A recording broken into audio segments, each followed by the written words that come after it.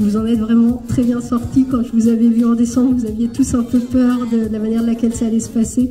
Et franchement, je pense que ça a été une belle expérience. C'est une belle expérience pour nous. J'espère que ça a été une belle expérience pour vous.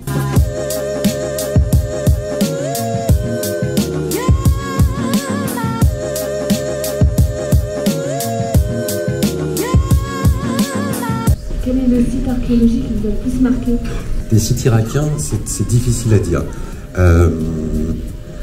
J'ai été très impressionné par tout ce qui se trouvait à Ninive, le premier qu'on voit là. Je ne m'attendais pas du tout à voir des tablettes apparaître. C'était quelque chose pour moi qui appartenait à de l'histoire ancienne. Ça devait faire un siècle qu'on n'avait pas vu une quantité de tablettes comme ça. Donc, je trouve ça incroyable que ça soit toujours là. Mais après, c'est vraiment l'existence de tous ces sites qui m'a le plus impressionné. C'est de voir qu'il y en a autant que ça. Il y a une plaisanterie qui se fait à propos de l'Irak. On dit en Irak, quand on creuse un trou, où on trouve du pétrole, où on trouve une tablette. Et là, d'un coup, j'étais confronté à la réalité de ça. Et c'est vraiment spectaculaire. Le potentiel archéologique de ce pays est complètement incroyable. Toute la région, pas que l'Irak, mais l'Irak en particulier, oui.